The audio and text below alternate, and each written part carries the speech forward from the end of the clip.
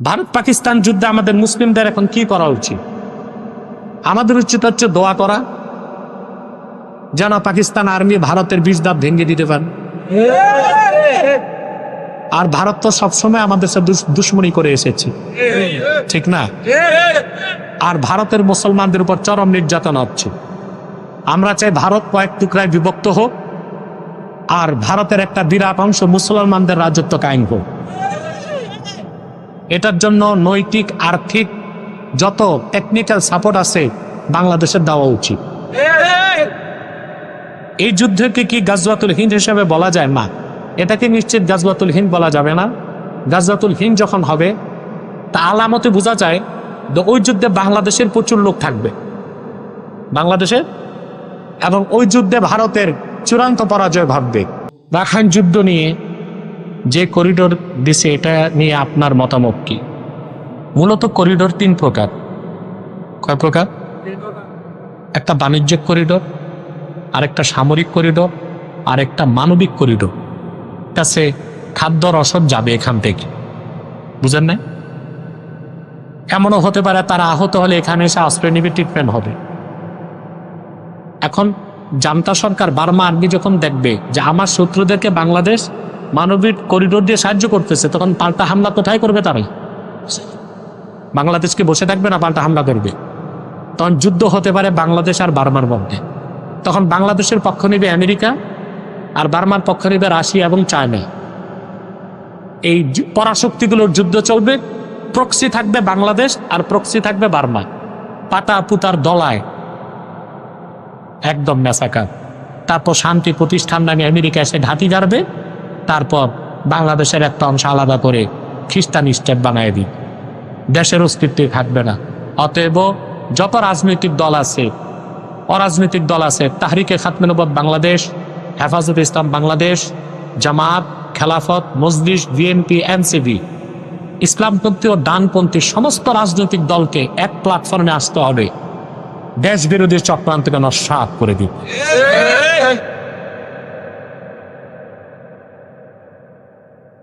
সবচেয়ে জঘন্য একটা কথা বলছে, মেরিটাল রেপ। স্বামী স্ত্রী বিবাহিত, স্বামী যদি জোর করে স্ত্রীর সাথে ফিজিক্যাল রিলেশন করে, এটা ধর্ষণের মামলা হবে। চিন্তা করেন, ঘরে ঘরে আগুন লাগানোর ব্যবস্থা করছে। এখন মহিলা রাজি ছিল কি ছিল না, এটার প্রমাণ হবে কি বিয়া? হেফাজতে ইসলামের মঞ্চে কিছু আলেম রাগান্বিত হয়ে নারী কমিশনের মহিলাদেরকে বেশ্যা বলছে। হ্যাঁ, এই শব্দ উচ্চারণটা ঠিক হয় নাই, আর হেফাজতের পক্ষ থেকে দুঃখ প্রকাশ করা হয়েছে। কিন্তু এনসিপিকে বলছি, তোমরা এই শব্দটা দংলা। নারী কমিশন তো বেশ্যাদের বৈধ অধিকার চেয়েছে, আইনি বৈধতা চেয়েছে। তাদের চোখে তো বেশ্যা কোনো খারাপ জিনিস না। নারীদের লাগার আগে এনসিপি নেতাদের লাগলো কেন? তোমরাও কি জাসদের মতো, বামপন্থীদের মতো বাংলাদেশে ইসলাম বিরোধী রাজনীতি করতে চাও কিনা? যদি সেটাই হয় তোমাদের উদ্দেশ্য, বাংলাদেশে জাসদ, বাসদ, বামপন্থীদের যেভাবে জায়গা হয় না, এনসিপিতেও জায়গা দেওয়া হবে না বাংলাদেশের মাঠে।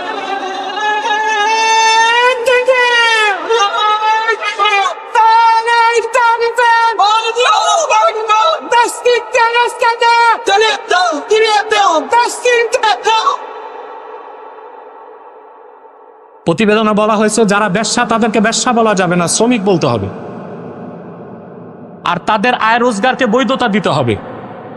তাহলে বোঝা যাচ্ছে তাদের কাছে বেশ্যাবৃত্তিটা খারাপ কাজ না। তো কোন আলেম যদি আগে বলেই থাকে, আহামরি কি দোষী বা হয়েছে? যদি এই শব্দ উচ্চারণটা ভুল হয়ে গেছে, ঠিক না? প্রিয় ভাইরা, অতএব কোরআন সুন্নাহর আইনকে কায়েম করতে পারিনি, সেটা আমাদের ব্যর্থতা। আর কোরআন সুন্নাহ বিরোধী আইন হবে, তা হবে না বাংলাদেশ। সুন্নত তরিকার জীবন যাপনের চেয়ে বড় কোন সফলতার মুজাহাদা। তাহলে মুজাহাদার ব্যাখ্যা বুঝতেছেন?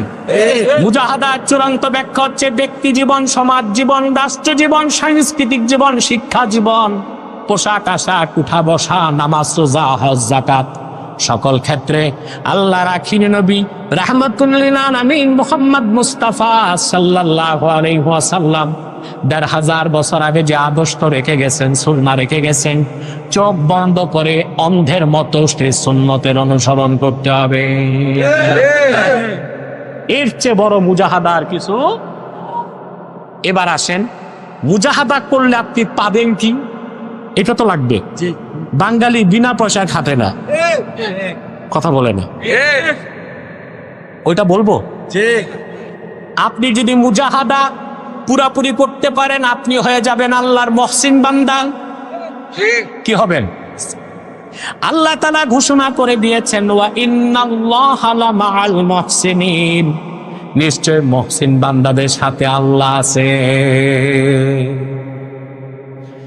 ব্যক্তি যখন ঈমান আনে তার নাম মুমিন। কি নাম? সে যখন শরীয়ত মানে সে মুসলিম। মুমিন হবার পরে আপনি যদি পুরাপুরি মুসলিম না হন, ঈমানের কারণে আপনি জান্নাত পাবেন, কিন্তু গ্যারান্টি নাই ফার্স্ট চান্সে না সেকেন্ড চান্সে।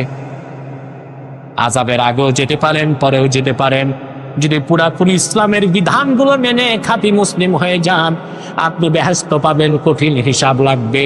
কিন্তু আপনি যদি মুজাহাদার মাধ্যমে মুহসিন বান্দা হয়ে যান, আপনার কোনো হিসাব থাকবে না, কোনো আযাব হবে না। বিনা আযাবে হালকা হিসাবে আল্লাহ তাআলা ফার্স্ট চান্সে আপনাকে তার জান্নাত দিয়ে দিবে। তাহলে মুমিন মুসলিম হলেই চলবে না, মুহসিন হইতে হবে। মুহসিন হইতে কি লাগবে? মুজাহাদা। এই যে বুঝে গেছেন, মাশাআল্লাহ, আমার শ্রম সার্থক। মুমিন হতে ঈমান লাগে, খাঁটি মুসলিম হতে ইসলামী শরীয়তকে মানতে হয়, আর মুহসিন হতে কি লাগবে? মুজাহাদা। মুজাহাদার ব্যাখ্যা বুঝছেন? তাহলে মুহসিন হবেন ইনশাআল্লাহ। এখন আসেন আয়াতের বাকি অংশের ব্যাখ্যাটা বুঝে নিই। ওয়া ইন্নাল্লাহা লামাআল মুহসিনিন, আল্লাহ যে মুহসিন বান্দাদের সাথে আছেন, এটার অর্থ কি তা বুঝতে হবে। আল্লাহর মুমিন বান্দা যখন মুহসিন হয়ে যাবে মুজাহাদার মাধ্যমে, সে আমার আল্লাহর এত নৈকট্য লাভ করবে, 4টা জিনিস আল্লাহ তার জন্য ওয়াজিব করে দিবেন। বলবো? আঙ্গুল তুলে বর্ণনা করেন। প্রথম হচ্ছে রাহমাত, 2 নম্বরে নুসরাত, 3 নম্বরে ইজ্জত, 4 নম্বরে কুওয়াত। মুহসিন বান্দার উপর আল্লাহর রহমত বৃষ্টির মতো বর্ষিত হবে। মুহসিন বান্দাকে আল্লাহ সাহায্য করবেন, নুসরত করবেন। মুহসিন বান্দার ইজ্জত আল্লাহ রক্ষা করবেন। মুহসিন বান্দাকে আল্লাহ তাআলা স্পিরিচুয়াল পাওয়ার, রূহানি শক্তি দান করবেন। মুহসিন বান্দার ইজ্জত কে রক্ষা করেন? সাহায্য কে করেন? রহমত কে দেন? শক্তি কে দেন? সুবহানাল্লাহ, সুবহানাল্লাহ। আল্লাহর রহমত যার সাথে, নুসরত যার সাথে, ইজ্জত যারে আল্লাহ দান করেন, আর কুওয়াত শক্তি আল্লাহ দান করেন, তার সামনে দাঁড়াবার মতো কোনো অপশক্তি দুনিয়ায় থাকতে পারে? আমি এবার একটা দৃষ্টান্ত দিলেই পুরা কথাটা বুঝতে পারবেন। সূরা ইউসুফ থেকে আমি আপনাদেরকে দৃষ্টান্ত দিয়ে আজকের তাফসীর সমাপ্ত করছি ইনশাআল্লাহ। হযরত ইউসুফ ছিলেন খুব সুন্দর মানুষ, ঠিক না? তার সৌন্দর্যে পাগল হয়ে গেছিল কে? এখানে অনেকে তার পর্দাদার নাম জানে না, কিন্তু জুলাইখার নামটা, কারণ ইউসুফ জুলাইখার কেচ্ছায় এত শোনা শুনছে যে দাদির নাম জানে না, জুলাইখার নাম জানে। এটা ভালো কথা। হযরত ইউসুফ অনেক সুন্দর ছিলেন। তার সৌন্দর্য দেখে জুলাইখার সঙ্গী সাথীরা আঙ্গুল কাটছে। আল্লাহর হাবিব সাল্লাল্লাহু আলাইহি ওয়াসাল্লাম ইরশাদ করেছেন, সহিহ বুখারীর হাদিস, মেরাজ রজনীতে আমি ইউসুফকে দেখলাম, পদউতিয়া শাতরাল হুসনে, জগতের অর্ধেক সৌন্দর্য আল্লাহ যেন তারে দান করছেন। তার সৌন্দর্য দেখে জুলাইখার সঙ্গে সাথীরা আঙ্গুল কাটছে। কিন্তু মনে রেখো মুসলমান, ইউসুফকে আল্লাহ যে সৌন্দর্য দিয়েছিলেন তা লেখা যায়, তা বলা যায়, তা চিন্তা করা যায়, কিন্তু আল্লাহ তার আখির নবী মুহাম্মদ সাল্লাল্লাহু আলাইহি সাল্লামকে যে সৌন্দর্য, যে জামাল দান করেছিলেন, তা লেখার মতো কোনো কলম নাই, বলার মতো কণ্ঠ নাই, চিন্তা করার মস্তিষ্ক নাই। ইউসুফের সৌন্দর্য দেখে কেউ মুসলমান হয় নাই, কিন্তু ১৫০০ বছর আগে মুহাম্মদ সাল্লাল্লাহু আলাইহি সাল্লামের সৌন্দর্য দেখে অনেক কাফের মুসলমান হয়ে গেছে। আম্মা জান আয়েশা রাদিয়াল্লাহু তাআলা আনহা বলেন, খাসায়েস কুবরাত ইমাম সুয়ুতী নকল করেন, আম্মা জান আয়েশা বলেছেন, জুলাইখার সৌন্দর্য দেখে ইউসুফের সৌন্দর্য দেখে জুলাইখার সঙ্গী সাথীরা আঙ্গুল কেটেছে। ওয়াল্লাহি লাউ রাআইনা জাবিনাহু সাল্লাল্লাহু আলাইহি ওয়াসাল্লাম লা আসারনা বিতাকতি ইসসুদুর আলাল ইয়াদি। আল্লাহর কসম, জুলাইখার সঙ্গী সাথীরা যদি মুহাম্মদ সাল্লাল্লাহু আলাইহি ওয়াসাল্লামের নূরের কপালটা একবার দেখতো, আঙ্গুল নয়, তারা তাদের কলিজাগুলো কেটে টুকরা টুকরা করে দিত। সুবহানাল্লাহ। আল্লাহর হাবিব সাল্লাল্লাহু আলাইহি ওয়াসাল্লামকে আল্লাহ যে সৌন্দর্য দিয়েছেন তা বর্ণনা করার কোনো ভাষা নাই। কিন্তু পূর্বের পয়গম্বরদের মধ্যে ইউসুফ অনেক সৌন্দর্য পেয়েছিল। ইউসুফের সৌন্দর্য দেখে পাগল হয়ে গেল জুলাইখা। কে? জুলাইখা। আল্লাহ পাক কোরআন কারীমে বলেন জুলাইখা কি করলো? আল্লাহ পাক বলেন, ওয়ারাওয়াদাতহু আল্লাতী হুয়া ফী বাইতিহা আন নাফসিহি ওয়া গাল্লাকাতিল আবওয়াবা ওয়া ক্বালাত হাইতা লাক قال معاذ الله إنه ربي أحسن مثواي। আল্লাহ পাক বলেন, ইউসুফ যেই ঘরে ছিল সেই ঘরের মেয়েটি ইউসুফকে প্রলুব্ধ করলো, তার প্রতি দুর্বল হয়ে গেল। কে? জুলাইখা। হযরত ইউসুফ তার প্রস্তাব মানে না, রাজপ্রাসাদের অন্দরমহলে নিয়ে হযরত ইউসুফকে সে প্রলুব্ধ করলো আর বাইরের সব দরজা আটকায় দিল। মহিলাটার নাম কি ছিল? জুলাইখা। তা আল্লাহ নাম নিলেন না কেন? কথা বলেন। আল্লাহ তো নাম জুলাইখা নেন নাই। আল্লাহ বলেছেন, ওয়ারাওয়াদাতহু আল্লাতী হুয়া ফী বাইতিহা। ইউসুফ যেই ঘরে ছিল সেই ঘরের মেয়েটি তার প্রতি প্রলুব্ধ হলো, তারে আকর্ষণ করলো। তার নামটা কি ছিল? কেন নাম দিলেন না কেন আল্লাহ তাআলা? আল্লাহ তাআলা আসিয়া মুমিনা ছিল, তার নাম নেন নাই, বলেছেন ইমরাতু ফিরাউন। আসিয়ার নামটা কেন? আল্লাহ চান মহিলাদের নাম গোপন থাক। আর আপনারা নারী নেতৃত্ব কায়েম করতে করতে এমন অবস্থায় গেছেন, এখন তো শুনতেছি 100 আসন মহিলাদেরকে সংরক্ষিত দিতে হবে। কত মিয়া? দেশ স্বাধীন হয়েছে 53 বছর, 27 বছরই আপনারা নারী নেতৃত্বে ছিলেন। কিন্তু নারীর ক্ষমতায়ন করতে করতে করতে করতে এখন গেছে কই? বাংলাদেশে দেখা যায় চেয়ারম্যান মেম্বারিতে মহিলারা দাঁড়াচ্ছে। যেখানে নাম গোপন করার কথা, হ্যাঁ, ওখানে কি করে মহিলাদের পোস্টার বের হয়, বিশাল পোস্টার, লিপস্টিক লাগায়া নাম লিখে দিয়েছে, কুতকুতি বেগমকে কুত্তা মার্কায় ভোট দিন। এটা কি হইল না? কথা বলেন, এটা কি মহিলার কাজ? ইউনিয়ন পরিষদে যাওয়া মহিলার কাজ? আরে ভাই, মহিলাদের কাজ আছে। বিশ্ববিদ্যালয়ের প্রফেসর বানান, বিমান চালাতে বসায় দেন, বোরখা পরায়, সমস্যা নেই। যুদ্ধের ময়দানে আহতদের সেবা করতে পাঠান। মহিলাদেরকে সম্মানজনক কাজ দিবেন। চেয়ারম্যান মেম্বারের কাজ হচ্ছে রাত 12টা, 1টা, 2টা বাজে। এগুলো কি মহিলা পারবে? কথা বলেন। আমি পত্রিকায় দেখছিলাম, বলতে লজ্জা পাও, না বলে পারতেছি না। কুমিল্লা এক মহিলা দাঁড়িয়েছে মেম্বারিতে, রাত 12টায় ফিরার পথে ইরি খেতে সঙ্গী সাথী যুবকরা তো সর্বনাশ। মানুষের কথা পাশের আগে বাস। এটা মহিলার কাজ না, এই কাজগুলো মহিলাদের। আপনারা একটা কথা পড়ছিলেন না স্কুলে? বনেরা বনে সুন্দর, শিশুরা মাতৃ ক্রোড়ে। পড়ছেন? একটা লাইন আমি যোগ করতে চাই, বনেরা বনে সুন্দর, শিশুরা মাতৃ ক্রোড়ে, সতী সাধ্বী নারীরা স্বামীর গৃহে। আল্লাহ তাআলা মহিলাদের নামটাও গোপন করতে চাইছে। অথবা মহিলাদের উলঙ্গ করে নারী ক্ষমতায়নের নামে পথে ঘাটে বের করে দেওয়া, এটা নারীদের সম্মান বাড়ায় না, নষ্ট করে। আল্লাহ পাক বলেন, ইউসুফ যে ঘরে ছিল সেই ঘরের মেয়েটি তার প্রতি আসক্ত হলো, তাকে প্রলুব্ধ করে বলল হাই তালাক। 7 কামরার ভিতরে সব দরজা তালা দিয়া মিশরের সবচেয়ে সুন্দরী মেয়েটি হযরত ইউসুফের বয়স 40 হয় নাই, পোশাক খুলে বলতেছে আসো। হাই তালাক সুরিয়ানি ভাষা, আল্লাহ এটা আরবিতে কোরআনে নিয়েছেন, অর্থ তাল আমার কাছে আসো। মুজাহাদা কি জিনিস মিয়া শিখো কোরআন থেকে, আর মহসিন কিভাবে হতে হয়। হযরত ইউসুফ বললেন قال معاذ الله إنه ربي أحسن مثواي। তিনি বললেন জুলাইখা, তোমার এই কুপ্রস্তাব থেকে আমি মহান আল্লাহর কাছে পানাহ চাই। আমার মনিব আমাকে সুন্দর বসবাসের ব্যবস্থা করে দিয়েছেন। ইন্নাহু লা ইউফলিহুজ জালিমুন, জালেমরা কখনো সফলতা লাভ করতে পারে না।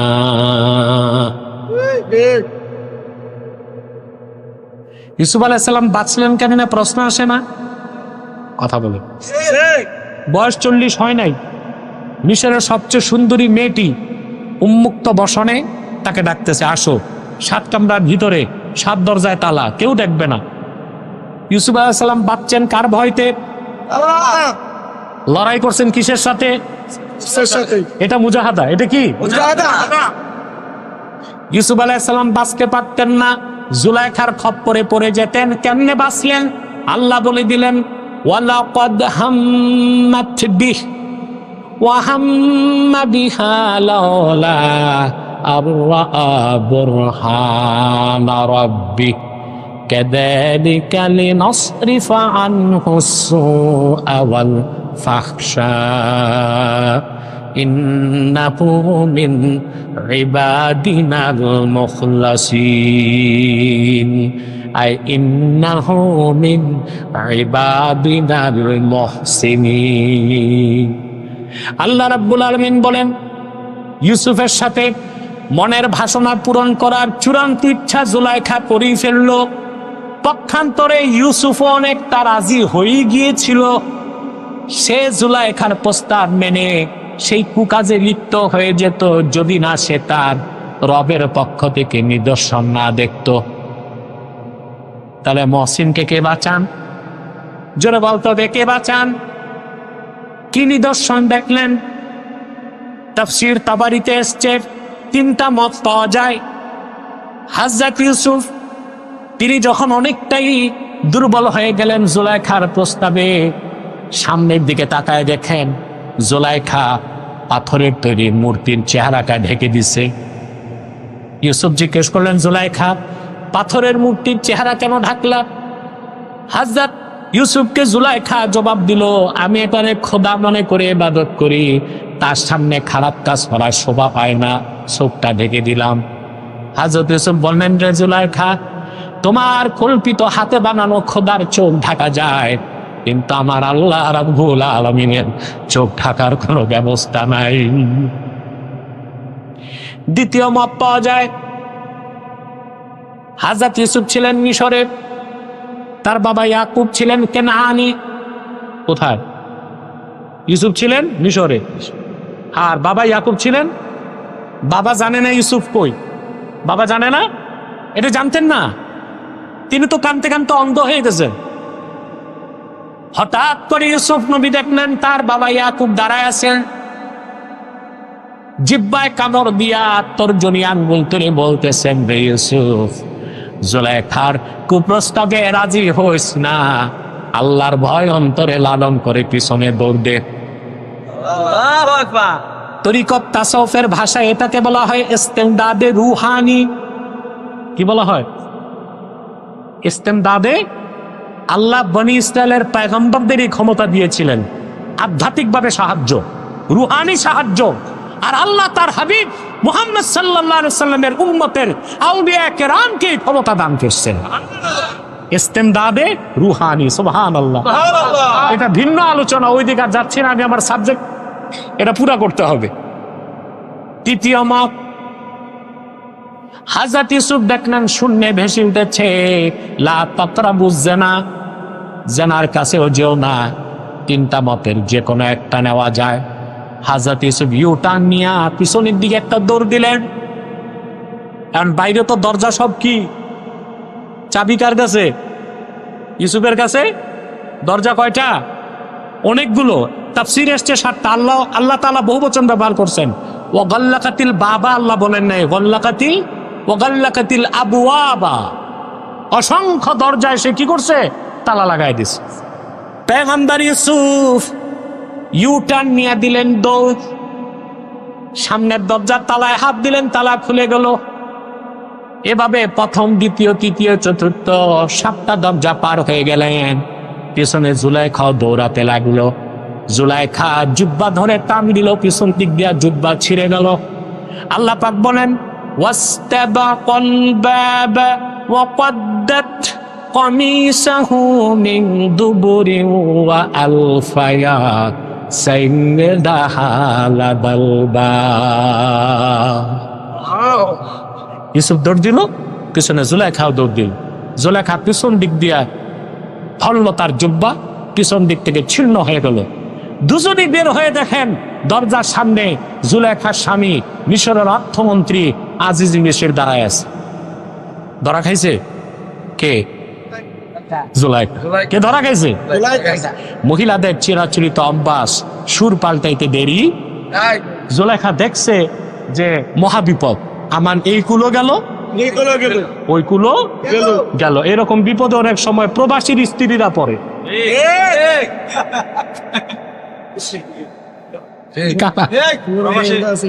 মহিলা আছে, হ্যাঁ, মা বোনরা খাটলে আবার সমস্যা।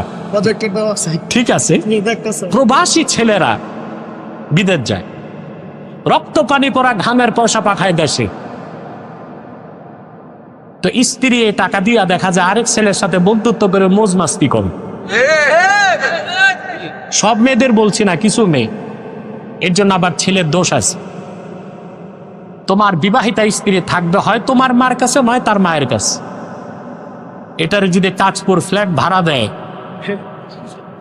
আর বিদেশ থেকে পাঠাইছে আইফোন অ্যাপলের 2.5 লাখ টাকা, ফেসবুক ওপেন, তো মহিলার সাথে তো শয়তান 10টা লেগেই থাকবে। আবার টাকা পাঠায় বিদেশ থেকে মায়ের অ্যাকাউন্টে না, বাবের অ্যাকাউন্টে না, বউয়ের অ্যাকাউন্ট। 10 বছর পর এসে দেখে ব্যাংকের অ্যাকাউন্টও খালি, ঘরের বিছানাও খাম। চালাক মেয়েরা যখন টের পায় তখন আবার সুর পাল্টায় ফেলে, বুঝেন না? বলে দেখে যে এই কুলো গেছে, ওই কুলো গেছে, তখন বলে ওইটা তো আমার প্রেমিক না, ওটা ধর্মের ভাই বানিয়েছে। এগুলো আছে শরীয়তে? কথা বলেন, আছে? নাই, ধর্মের ভাই বলে কিছু নাই। ধর্মের ভাই বানাই তো যত কুকাজ করে। মা বোনদেরকে বলবো স্বামীর প্রতি যত্নশীল হতে হবে। ছেলেটি হাড় ভাঙা পরিশ্রম করে বিদেশ থেকে টাকা পাঠায়, ওই একটা টাকাও না জায়েজ মতো তোমার খরচ করা জায়েজ নয়। প্রতিটি টাকা হিসাব রাখা তোমার উপর ওয়াজিব। স্বামীর বদদোয়া বুলেট মিস হতে পারে, স্বামীর বদদোয়া কখনো মিস হতে পারে না। যে মেয়েরা স্বামীদের সাথে প্রতারণা করে, আমি দেখেছি এদের জীবন বরবাদ হয়ে যায়, এরা জীবনে আর সুখ করতে না। জুলাইখা দেখলো আমার এই কুলো যায়, তখন সুর পাল্টায় ফেলছে। সুর পাল্টায় সে কি বলতে লাগলো? জুলাইখা এবার গরম হয়ে গেছে, সুর পাল্টায় বলল এটা বন্ধ করো, ডিস্টার্ব হয় আমার। কি বলল শুনতেছেন? قالت ما جزاء من أراد بأهلك سوءا إلا أن يسجن أو عذاب أليم। আজিজে মেসেজ আদর করে ছেলেটারে তুমি আমার বাড়িতে দিস। যে লোকটা তোমার স্ত্রীর সাথে খারাপ কাজের ইচ্ছে করে তার কি শাস্তি হওয়া উচিত? তোমার ঘরে থেকে তারে তো হয় জেলখানায় দেওয়া দরকার, নতুবা কঠিন কোনো শাস্তি দেওয়া দরকার। সুর পাল্টায় ফেলছে। হযরত ইউসুফ বললেন قال هي راودتني عن نفسي وشهد شاهد من أهلها إن كان قميصه قد من قبل فصدقت وهو من কাযিবিন। সেই ঘরে ছোট একটা বাচ্চা ছিল, 6 মাসের কম ছিল তার বয়স, জবান ফুটে নেই। হযরত ইউসুফের ইজ্জত রক্ষায় আল্লাহ ওই বাচ্চাটার জবান খুলে দিলেন। বাচ্চাটা সাক্ষ্য দিয়ে বলল, আজিজে মিসর, যদি দেখো ইউসুফের জুব্বাটা সামনের দিক দিয়ে ছিন্ন হয়েছে, তাহলে জুলাইখা সত্যবাদী, ইউসুফ মিথ্যাবাদী। وَإِنْ كَانَ قَمِيصُهُ قُدَّ مِنْ دُبُرٍ فَكَذَبَتْ وَهُوَ مِنَ الصَّادِقِينَ। আর যদি দেখো ইউসুফের জুব্বাটা পিছন দিক দিয়ে ছিঁড়ছে, তাহলে জুলাইখা মিথ্যাবাদী, ইউসুফ সত্যবাদী। শুরু হয়ে গেল তল্লাশি, কোন দিক ছিঁড়ছে, সামনে না পিছে? আল্লাহ পাক বলেন, ফালাম্মা রাআ কামিসাহু কুদ্দা মিন দুবুরিন ক্বালা ইন্নাহু মিন কাইদিকুম ইন্না কাইদাকুম নাযীর। তল্লাশি করে দেখা গেল ইউসুফের জুব্বা ছিঁড়ছে পিছন দিক থেকে। ধরা হলো কে? জুলাইখা। এবার আজিজে মিসর বললেন, এসব তোমাদের চক্রান্ত, তোমাদের মেয়ে জাতিদের চক্রান্ত অত্যন্ত মারাত্মক। সব যুগের মেয়েদের, মহিলাদের চক্রান্ত খুব খারাপ হয়, ঠিক না? আমি আর সেদিক যাচ্ছি না, আপনারা বুঝতে পারতেছেন আমি কি বলতে চাচ্ছি। রাতও হয়ে গেছে। সব সময়ের মহিলারা ক্রিটিক্যাল মাইন্ডের হয়। কি হয়? মারাত্মক হয়। বুঝতে পারছেন? এবার আজিজে মিসর বুঝে গেলেন কে অপরাধী। আজিজে মিসর বললেন, ইউসুফ আ'রিদ আন হাযা ওয়াস্তাগফিরি বিযামবিক ইন্নাকি কুনতি মিনাল খাতিঈন। ইউসুফ, তুমি নির্দোষ, নিষ্পাপ, তুমি তার দিক থেকে দৃষ্টি সরাও। জুলাইখা, তুমি পাপী, তুমি অপরাধী, তুমি মহান রবের কাছে ক্ষমা চাও। তাহলে ভাইয়েরা, আমরা দেখতে পেলাম যদি কোনো ব্যক্তি মুজাহাদার মাধ্যমে চূড়ান্ত স্তর লাভ করে, সে হয়ে যায় মহসিন। বান্দা যখন মহসিন হয়ে যায়, আল্লাহ সে বান্দাকে জান্নাতে যাবার জন্য যতটুকু সাহায্য করা দরকার করেন, আর জাহান্নামের সব কাজ থেকে আল্লাহ তারে রক্ষা করেন। আল্লাহ রহমত বর্ষণ করেন মহসিনের উপর, তাকে কুওয়াত দেন, তাকে নুসরাত দেন এবং তাকে ইজ্জত দেন। আল্লাহ আমাদের সকলকে যেন মহসিন বান্দা বানায় দেন। والذين جاهدوا فينا لنهدينهم سبلنا وإن الله لمع المحسنين صدق الله العظيم وصدق رسوله النبي الكريم ونحن على ذلك من الشاهدين والشاكرين والحمد لله رب العالمين। আমি আর কষ্ট দিচ্ছি না আপনাদেরকে, কয়েকটা জরুরি কথা বলেই আমি বিদায় দিচ্ছি। অনেক রাত হয়েছে, অনেক কষ্ট করছেন আপনারা। এই বসো বসো বসো, এই মিয়া সাহেব দাঁড়াবেন না? অনেকে ভাবছে যে ওয়াজ হয়ে গেছে, এবার যাই, মুনাজাত লাগবে না, ওনারা আউলিয়া কেরাম। আমরা এখন মুনাজাত, সামনে বসে নিলাম সাহেব, একদম অধিক টাকায় হাত লেগে যাবে। প্রিয় ভাইরা, আমি আপনাদেরকে কয়েকটা কথা বলেই বিদায় করে দিচ্ছি। আপনারা খুব কষ্ট করেছেন, এখানে বিভিন্ন দল ও মতের লোক আছেন, আপনারা আছেন না? আমি আপনাদেরকে করজোর, একটু দূরে হাত লেগে যাবে, করজোর অনুরোধ করছি আপনাদের কাছে, দলীয় মতভেদ থাকতেই পারে, থাকুক। মাদ্রাসাগত একটা বাংলাদেশে বৈপরীত্য আছে, থাকুক। কেউ কওমি, কেউ আলিয়া, থাকুক। টুপি নিয়ে দ্বন্দ্ব আছে, কেউ গোল, কেউ লম্বা, কেউ 5 করলি, কেউ একটাও করলি, থাকুক। আমাদের সবচেয়ে বড় পরিচয় আমরা মুসলমান। করজোর অনুরোধ আপনাদের কাছে, আমরা প্রত্যেক মাসলাকের মুসলমান, 3টি স্বার্থে এক হয়ে যাব। ইসলামের সুমহান স্বার্থ রক্ষায় আমরা ঐক্যবদ্ধ হব। মুসলমানদের মৌলিক দাবি আদায়ে আমরা এক হয়ে যাব। আর বাংলাদেশের স্বাধীনতা রক্ষায় আমরা এক হয়ে যাব। এই ক্ষেত্রে আমরা কে কোন মাসলাকের তা দেখব না। আমাদের এই 3টি স্বার্থের বিরুদ্ধে বাংলাদেশে কাজ করছে 3টে অমুসলিম সম্প্রদায়। তার মধ্যে সবচেয়ে জঘন্য হচ্ছে কুখ্যাত কাদিয়ানী সম্প্রদায়। নিঃসন্দেহে তারা কাফের এবং অমুসলিম। তাদেরকে যারা কাফের বলবে না তারাও কাফের, কারণ তারা আল্লাহর আখিরি নবী নূর নবীজি আমার মুহাম্মদ সাল্লাল্লাহু আলাইহি সাল্লামকে আল্লাহর শেষ নবী হিসেবে বিশ্বাস করে না। চিল্লায় বলেন নাউজুবিল্লাহ। সেই জন্য তারা কি তাদেরকে যারা কাফের বলবে না তারা কি মানুষকে ধোঁকা দিতে তারা মুসলমানদের মতো দাড়ি রাখে, টুপি লাগায়, নাম রাখে। তাই বলে কি তারা মুসলমান হবে? দাড়ি রাখলে কেউ যদি মুসলমান হতে পারত তো রবীন্দ্রনাথ ঠাকুরের চেয়ে বড় মুসলমান কে হইতো? সে কি মুসলিম ছিল না অমুসলিম? টুপি লাগালে মুসলমান হওয়া যায়? ভারতের দিল্লি পার্লামেন্টে দেখবেন হিন্দু এমপিরাও টুপি লাগে, তাই বলে মুসলমান হবে? নাম রাখলে মুসলমান হওয়া যায়? এক শয়তান বোতলে পেশাব করে উপরে নাম লেখছে শরবত, ওটা কি শরবত হবে? ভিতরে কি? তদ্রুপ কাদিয়ানীরা কাফের। আব্দুল আউয়াল আব্দুস সামাদ, মোবাশ্বের আলী কবির চৌধুরী, শাহরিয়ার কবির আর নিঝুম মজুমদার, এসব নাম রাখার দ্বারা তারা মুসলমান হতে পারে।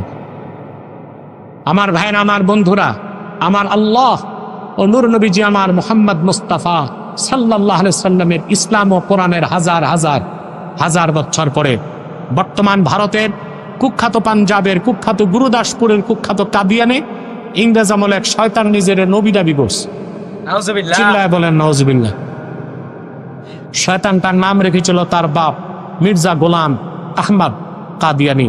সাবধান, তাকে গোলাম আহমদ বলা যাবে না, কারণ গোলাম আহমদ অর্থ আহমদ এর গোলাম।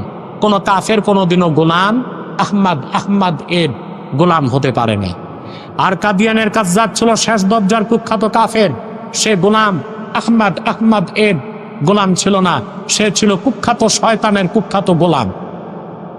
কাদিয়ানের কাজ্জাব মিথ্যানবতের দাবিদার মির্জা গোলাম শয়তান কাদিয়ানির উপর গজব এসেছে 1908 সালে। যখন গজব এসেছে, কাদিয়ানের কাজ্জাব মিথ্যানবতের দাবিদার ইংরেজদের পা চাটা গোলাম মির্জা গোলাম শয়তান কাদিয়ানি 1908 সালে ধ্বংস হয়ে কুখ্যাত জাহান্নামের কুখ্যাত কুকুরে পরিণত হয়েছে। তার অনুসারীরা ধ্বংস হয়েছে। বর্তমানে কিছু কাদিয়ানি বাংলাদেশে আছে। তাদের সবচেয়ে বেশি উৎপাত ব্রাহ্মণবাড়িয়ায় আর পঞ্চগড়ে। ইতিমধ্যেই তারা বাংলাদেশে 100 সেন্টার করে ফেলছে। তারা তাদের উপাসনালয়কে মসজিদ বলে। কত বড় ধোঁকাবাজি! কাফেরদের উপাসনালয় মসজিদ হতে পারে? হিন্দুদের উপাসনালয় কি? খ্রিস্টানদেরটা গির্জা, বৌদ্ধদেরটা প্যাগোডা। তো কাদিয়ানীরা তো তাদের চেয়েও বড় কাফের, তাদেরটা মসজিদ হতে পারে না। নিঃসন্দেহে শয়তানি আস্তানা। নাম পরিবর্তন করে করে তারা মিথ্যা পরিচয় দেয়। কখনো নিজেদের পরিচয় দেয় আহমদি জামাত, কখনো বলে আহমদিয়া জামাত, কখনো বলে আহমদি সম্প্রদায়, কখনো বলে আহমদিয়া সম্প্রদায়, কখনো বলে আহমদি মুসলিম জামাত, কখনো বলে আহমদিয়া মুসলিম জামাত।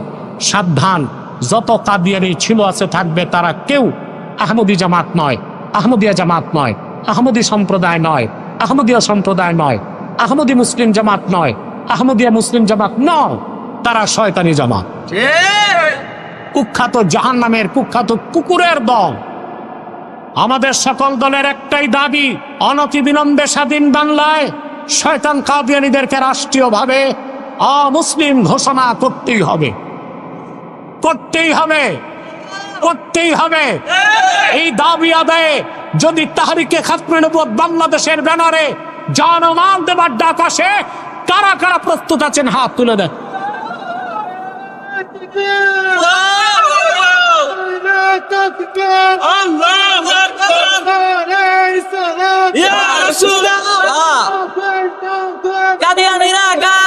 সম্মানিত সুধী, তাদেরকে অর্থনৈতিক সহযোগিতা করবেন না? করেন? জি করেন। প্রাণ কোম্পানির যত জিনিস তাদের, সেজান কোম্পানির জুস তাদের, আর FL এর পণ্যগুলো তাদের, প্রথম আলো, ডেইলি স্টার, কালের কণ্ঠ এগুলো তাদের। নৈতিক দায়িত্ব হিসেবে এগুলো ধরবেন না, কিনবেন না, বেচবেন না। মনে থাকবে, আরেকটা অমুসলিম সম্প্রদায় আমাদের বিরুদ্ধে মাঠে নামছে। এটা হচ্ছে ইসাই জামাত। কি নাম? এটা খ্রিস্টানদের একটা গোপন দল। 1975 সালে বাংলাদেশে আসছে, এই পর্যন্ত 2.5 লক্ষ পরিবারকে ধোঁকা দিয়া খ্রিস্টান বানাইছে। ধোঁকাটা কি? এরা মানুষকে খ্রিস্টান বানায়, বলে তুমিও মুসলমান, তবে ঈসাই মুসলমান। বলে তার মানে, বলে তুমি ঈসার উম্মত মুসলমান। ঈসার উম্মত মুসলমান না খ্রিস্টান? এইভাবে তারা কাজ করে যাচ্ছে। তাদের কাজ এতটা বেড়ে গেছে যে এখন পার্বত্য চট্টগ্রাম, টেকনাফ এই অঞ্চলটাকে আলাদা করে পশ্চিমারা একটা খ্রিস্টান রাষ্ট্র বানাতে চাচ্ছে, যেটার ব্যাপারে আমার হুঁশিয়ারি বহু আত্মীয় শুনে এসেছেন। আর 3 তারিখ আমি এটা হেফাজতের প্রোগ্রামও বলেছি। আমাদের স্বাধীনতার বিরুদ্ধে তারা কাজ করছে খ্রিস্টানরা। এদের মধ্যে সবচেয়ে জঘন্য দলটি হচ্ছে ঈসাই জামাত নামে কাজ করতেছে। তাদের ব্যাপারে আপনাদের ঐক্যবদ্ধ হইতে হবে, জাতিকে সচেতন করতে হবে। আরেকটা বাতিল ফেতনা মাথা চারা দিয়েছে হিজবুত তাওহীদ।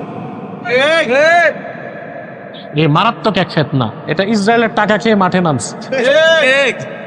এরা বলে নামাজ হচ্ছে ব্যায়াম, অজু থাকলেও নামাজ হবে, অজু ছাড়াও নামাজ। কিতাব বলে না, বলে কেতাব। ইসলাম বলে না, বলে ইসলাম।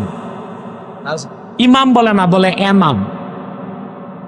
এরপর এই খিনজির গুলো প্রচার করে যে দজ্জাল বলতে কিছু নাই, আমেরিকায় দজ্জাল। এটা বলে কেন জানেন? আপনারা জানেন দজ্জালকে হত্যা করতে কে নামবে? ঈসা রুহুল্লাহ। নবী পরিচয় আসবেন না, উম্মত, আমাদের মতো উম্মত পরিচয় আসবে। এখন ঈসা রুহুল্লাহ যে আকাশ থেকে নামবেন, এটা অস্বীকার করা কুফরি। তো এটা তো করতে পারে না, এই জন্য বলে দজ্জাল বলতে কিছু নাই, তার মানে ঈসা নামার দরকার কি? কত জঘন্য আকীদা তারা প্রচার করছে। এই সব ফিতনা থেকে আপনাদের বেঁচে থাকতে হবে। পারবেন তো ইনশাআল্লাহ? আল্লাহ আমাদেরকে তৌফিক দান করুন। আসুন মুনাজাত করি, 11 বার ইস্তেগফার করুন, সূরা ফাতিহা করুন একবার, সূরা ইখলাস করুন 3 বার। রাখাইন যুদ্ধ নিয়ে যে করিডোর দিছে, এটা নিয়ে আপনার মতামত কি? মূলত করিডোর 3 প্রকার। কয় প্রকার? একটা বাণিজ্যিক করিডোর, আরেকটা সামরিক করিডোর, আরেকটা মানবিক করিডোর। কাছে খাদ্য রসদ যাবে এখান থেকে, বুঝেন না? এমনও হতে পারে তারা আহত হলে এখানে এসে আশ্রয় নিবে, ট্রিটমেন্ট হবে। এখন জান্তা সরকার, বার্মা আর্মি যখন দেখবে যে আমার শত্রুদেরকে বাংলাদেশ মানবিক করিডোর দিয়ে সাহায্য করতেছে, তখন পাল্টা হামলা কোথায় করবে? তারাই বাংলাদেশকে বসে থাকবে না, পাল্টা হামলা করবে। তখন যুদ্ধ হতে পারে বাংলাদেশ আর বার্মার মধ্যে। তখন বাংলাদেশের পক্ষ নেবে আমেরিকা, আর বার্মার পক্ষ নেবে রাশিয়া এবং চায়না। এই পরাশক্তিগুলোর যুদ্ধ চলবে। প্রক্সি থাকবে বাংলাদেশ আর প্রক্সি থাকবে বার্মা। পাতা পুতার দলায় একদম মেসাকার। তারপর শান্তি প্রতিষ্ঠান নামে আমেরিকা এসে ঘাঁটি গাড়বে। তারপর বাংলাদেশের একটা অংশ আলাদা করে খ্রিস্টান স্টেট বানায় দিই, দেশের অস্তিত্বই থাকবে না। অতএব যত রাজনৈতিক দল আছে, অরাজনৈতিক দল আছে, তাহরিকে খাতমে নবুয়ত বাংলাদেশ, হেফাজত ইসলাম বাংলাদেশ, জামাত, খেলাফত, মজলিস, বিএনপি, এনসিপি, ইসলামপন্থী ও ডানপন্থী সমস্ত রাজনৈতিক দলকে এক প্ল্যাটফর্মে আসতে হবে, দেশ বিরোধী চক্রান্তকে নস্যাৎ করে দিবে।